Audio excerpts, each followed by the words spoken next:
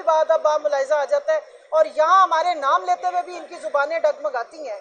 ये जो मिस्टर सक अंदर हैं, इनसे बंदा पूछे कि आप फ्रेंच में वकालत पढ़ते रहे हैं, फ्रांस में रहे हैं आप। कमल शोजब का नाम 2018 में इसी इलेक्शन कमीशन ऑफ पाकिस्तान ने नोटिफाई किया था एज मेंबर नेशनल असेंबली। उसके अलावा 6 दफ़ा तो इन्होंने मेरे पे केसेस किए और 18 दफ़ा कोई मैंने इन पे केसेस किए। मेरा नाम उनको बड़ा डाटा सोना पता है। मसला सारा ये कि पाकिस्तान तहरीक इंसाफ का कोई भी मेंबर हो, इन्होंने उनकी फपकी कसनी होती है। हामिद रजा साहब की बात की उस दिन SIC के चेयरमैन के तौर पे, तो वहाँ पर भी उनका जो है ये वाला स्टाइल शेक्सपियर का स्टार्ट हो गया था।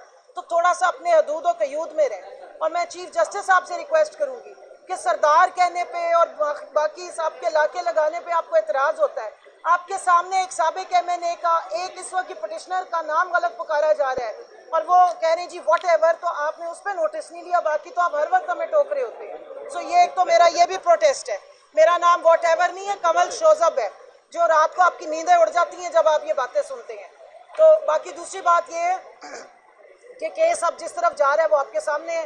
कल सुनने में आया है कि बड़ी कोई मुलाकातें भी हुई हैं, तो ये ऐसे टाइम पे मुलाकातें नहीं की जाती हैं, आइन और कानून को देखा जाता है। एक क्लिप है जो हमने अभी PTI ऑफिशियल पे भी लगाया, प्लीज़ वो ज़रूर देखें। जब अली जफ़र साहब ने चीफ जस्टिस साहब से इल्तिजा की थी इसी इलेक्शन एक्ट 104 जो है उसकी शिक का रेफरेंस देते हुए कि जब हम कल को आपसे रिजर्व सीट्स लेने आएंगे, तो उन्होंने कहा जब आप आएंगे चैलेंज करेंगे तो तब देखेंगे। अब हमें हर थोड़ी देर बाद वो आइन दिखाते हैं, यही इलेक्शन एक्ट दिखाते हैं, कहते हैं मैं क्या करूं, बाहर कैसे निकलूं। तो जो बल्ला छीना गया था, सारा मसला वहीं से शुरू हुआ था। इंट्रा पार्टी इलेक्शन ANP का हो तो 1 मिनट में एक्सेप्ट हो जाता है। नवाज शरीफ की सदारत हो तो खामोशी से, बल्कि मेरा ख्याल है इलेक्शन कमीशन ने तो मिठाइयाँ भी बांटी होंगी कि 28 मई को वो सदर बन गए वापस अपनी जमात के। यहाँ तो नहीं बेचारे प्राइम मिनिस्टर बन सके, साथ वाली बिल्डिंग में वो घर को आग लग गई थी घर के ही चिराग से। लेकिन जब ये मामलात होते हैं और एक आपको नज़र आता है डिस्क्रिमिनेशन नज़र आती है, इलेक्शन कमीशन के जो रवैया है उसमें आपको बिलखसूस नज़र आता है कि बाकी जमातों से उनकी कुछ ख़ास किस्म का लगाव और मोहब्बत है, लेकिन जहाँ PTI का नाम आ जाए तो फिर एक ख़ास किस्म का बगैर बिजली के करंट आ जाता है। तो इसको ज़रा थोड़ा अपने रवैये पे ना नजर फ़ानी करें, ये बात ठीक नहीं है। पाकिस्तान की आवाम आपको देख रही है, पाकिस्तान के 80 से 85% आवाम इसी जमात की वोटर है जिसका आप नाम बर्दाश्त नहीं करते, जिससे आपने पॉलिटिकल पार्टी होने का हक छीन लिया इलेक्शन से ऐन पहले, जिसके लिए आपने पहले ही तैयारी की हुई थी। और माशाल्लाह राजा रियाज साहब की भी मैं जो खसूसियात हैं उस पर मुझे बड़ी हैरत होती है कि उनको तो आमद होती है, उनके ऊपर कोई इल्हामी खसूसियात हैं जो उन पर इल्हाम नाजिल होता है कि अगस्त में उन्होंने बता दिया था कि जनवरी की 13 को क्या फैसला आने वाला है कि बल्ला बैलेट पेपर पे नहीं होगा।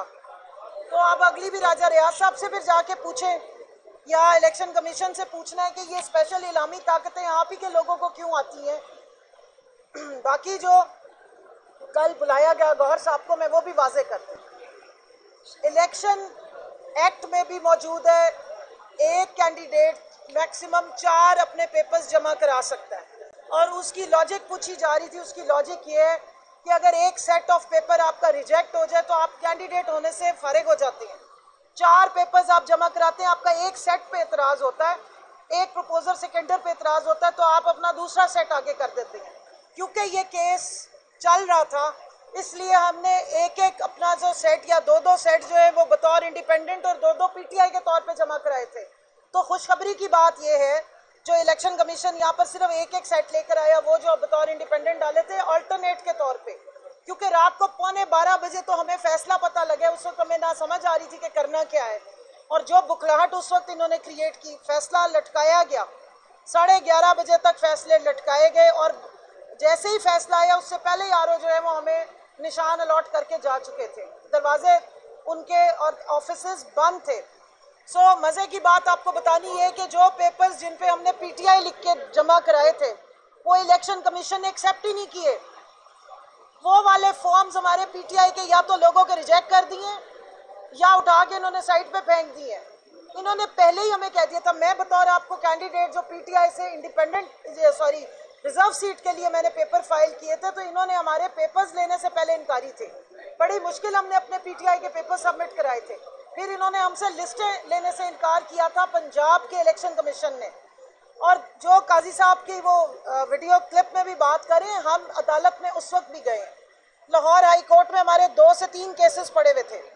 जिस वक्त यहाँ से बल्ला इन्होंने ख़त्म किया, उन्होंने कहा जी आपका मैटर इन्फेक्शियस हो गया, क्योंकि आपने फैसले में लिख दिया और इलेक्शन कमीशन ने बता दिया कि जनाब वही आईनी इदारा जिसको कल बताया जा रहा था कि वो खुद मुख्तार है, वो बड़ा ज़बरदस्त एक आईनी इदारा है, उसके आगे मतलब बहुत एहतराम से हमें गुजरना चाहिए, बल्कि इलेक्शन कमीशन कहते हुए भी आंखों को चूमना चाहिए। इतना बड़ा माशाल्लाह बहुत उसकी इज्जत और तकरीम है, आवाम से बहुत मोहब्बत कमाई है उन्होंने, बड़ी ज़बरदस्त सर्विसेज दी हैं।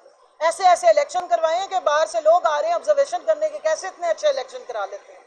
सो उसी इदारे की मेहरबानी ये है कि जहाँ PTI की लिस्टों की बात हुई उन्होंने मना कर दिया। पहले ही उन्होंने सोचा हुआ था कि इसको जमात को बतौर इंडिपेंडेंट हम लेंगे, इनको हमने बतौर जमात इलेक्शन नहीं लड़ने देना।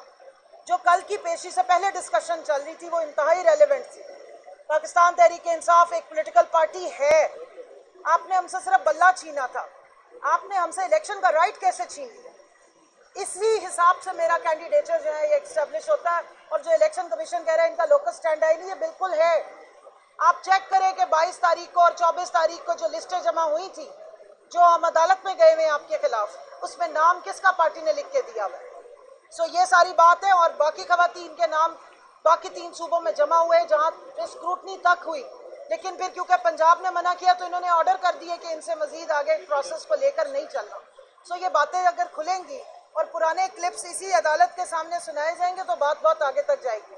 और मैं चाहती हूँ, मेरी रिक्वेस्ट है इस बेंच से कि इसको जल्दी में जल्दबाजी मत करें। शायद एक आधे किसी को जल्दी होगी, बाकी किसी को जल्दी करने की जरूरत नहीं है। आप 2-3 महीने सुकून से इसको चलाएं, ज़रा वाजे कर दीजिए, आइन की तशरीह पूरी करें। ये जो आपको नज़र आ रहे हैं ना एम्बिग्विटी, ये सिचुएशन आगे आने वाले वक्तों में शायद ज़्यादा बढ़ जाए। हो सकता है पाकिस्तान में कॉन्सेप्ट ही इंडिपेंडेंस का रह जाए जो जमातों के साथ सलूक होता है इलेक्शन में।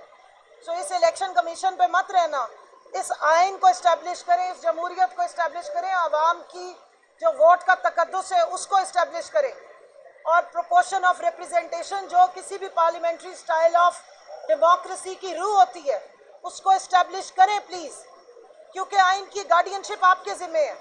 आइन को ट्रू लेटर एंड स्पिरिट में इम्प्लीमेंट करवाना आपका काम है। आपके पास हम बतौर साइल आए हैं, अगर हम आपके पास ना आए तो फिर हम किसके पास जाएं? ये सुप्रीम कोर्ट है, पाकिस्तान की सबसे बड़ी अदालत है। अगर यहाँ से इंसाफ नहीं मिलेगा, अगर यहाँ बात नहीं सुनी जाएगी, अगर यहाँ अवामुन नास के हक की बात नहीं होगी जो फाकुम ऊपर लिखा हुआ है और उसके ऊपर हुक्म नहीं होंगे, तो फिर कहाँ पर होंगे? फिर आप कहेंगे कि जी चौकों पे खड़े हो जाते हैं प्रोटेस्ट करने, या फिर बाहर जाके जो है वो प्रोटेस्ट, वो भी दुनिया का रिवाज है।